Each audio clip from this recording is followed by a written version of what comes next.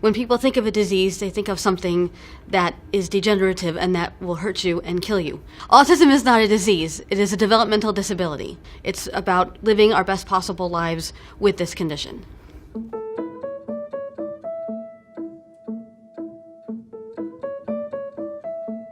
I don't know, I always get the you don't look autistic thing. Autism is like an internal thing, not an external thing. No one looks autistic. When people find that out, the first thing they're like, you don't act autistic. And I'm like, I had to go through a lot of stuff to learn how to mask my idiosyncrasies. Autism isn't a linear spectrum of high or low.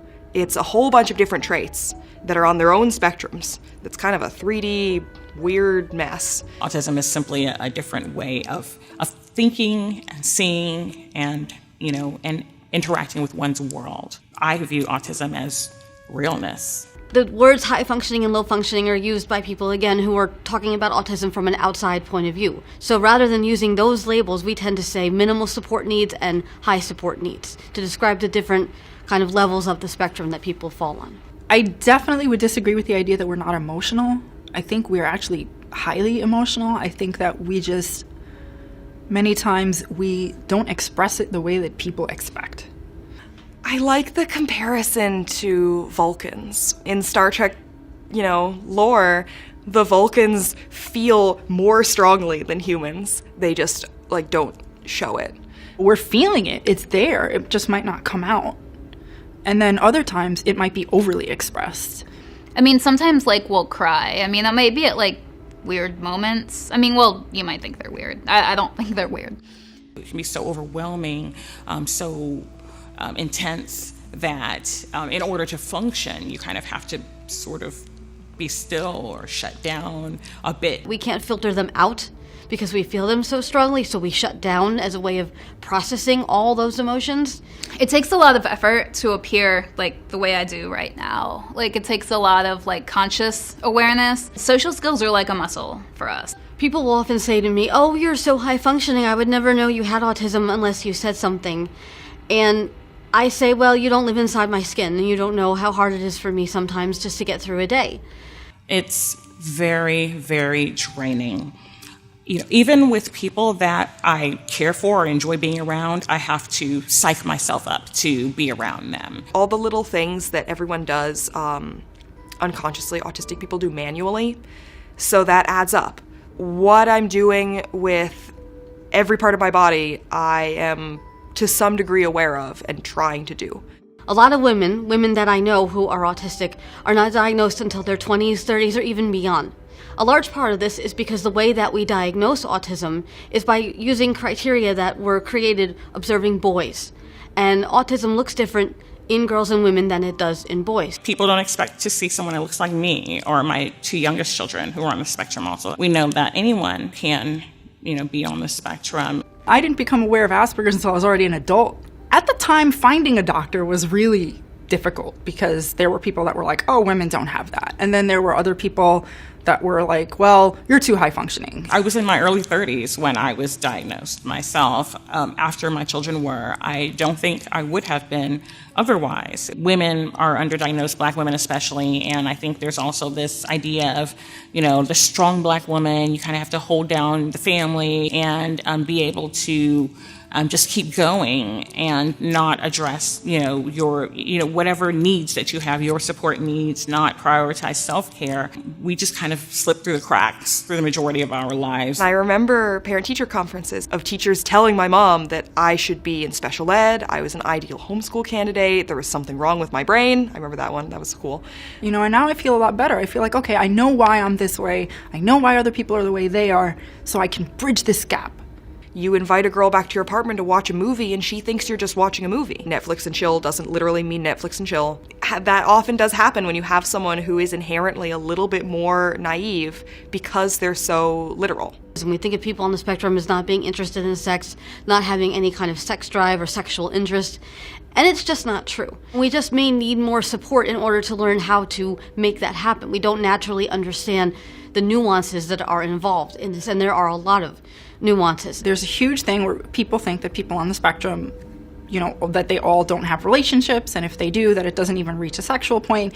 Having or not having those things does not determine whether one is on the spectrum or not. Some of the ways that I show love that he might have thought were odd, he now understands that it's just my love language, my way of communicating, and in a sense, he kind of serves as my interpreter to the neurotypical world. Often autistic people don't get taught sex ed at all, let alone like how to protect themselves in like the real world from like date rape. These are topics that often aren't taught to autistic teenagers because adults like don't want to deal with it. Yes, people on the autism spectrum, especially women, are more likely to experience sexual assault or some sort of violent incident than the neurotypical non-autistic population.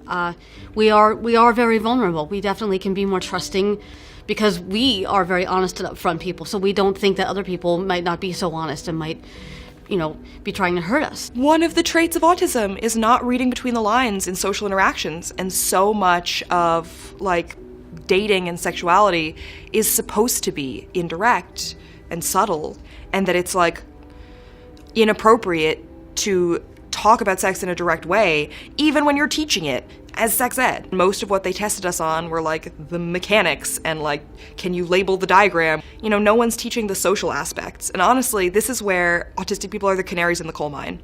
Teaching the social aspects of sexuality would help everyone. Autistic people need it, but it also benefits everyone. There's the stereotype that everyone with autism is into science and math and stuff, like Rain Man, but a lot of people with autism, women actually, especially, like a lot of us are into the arts. In my experience, autistic girls are also just as obsessive as autistic boys.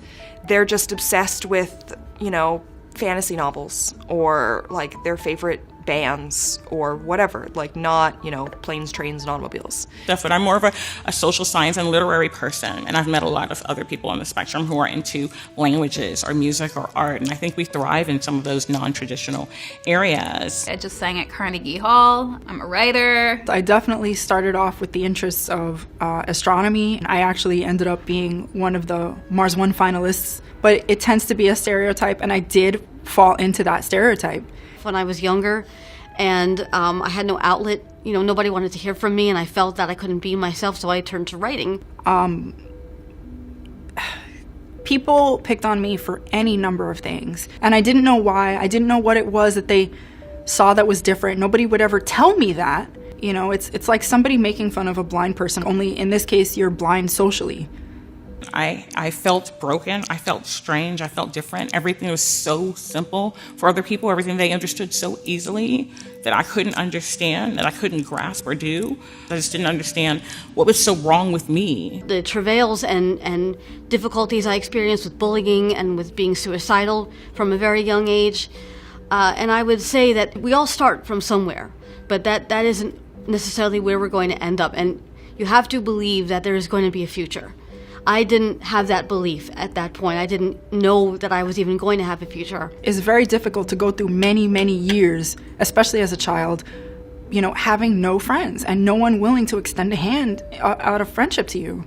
As I got older, like there were like high school, college, afterwards, there's enough misfits in the world, like people who got picked on. There's so many of us. So you do find your tribe. To finally have friends is such a big deal. I think if that 10-year-old girl could see what her life was going to be now, she wouldn't believe it. She would think it was some fairy tale or something out of a movie. I can't believe it because it almost seems like a dream at times that I've gotten to where I am, that I have a master's degree, that I've started my own business. And I also can believe it because I worked for it. And so I'm willing to give myself the credit that I think I deserve, which has always been something I've also struggled with. I wished I could go back to that little Morenike and give her a hug and let her know that she was just fine the way she was and that she was going to be all right. I think things are going to be a lot better for the next generation. Like, I'm actually really hopeful. They are going to be diagnosing children more, and there is going to be more social acceptance. Your kid might be behind their peers, but it doesn't mean they're going to be behind forever. Your kid is a full human being who will grow and change just like everyone else. I would just love to see every autistic person living up to their fullest potential, whatever that is for them. Success is about your child growing up to be the best version of themselves that they can be, whoever and whatever that is.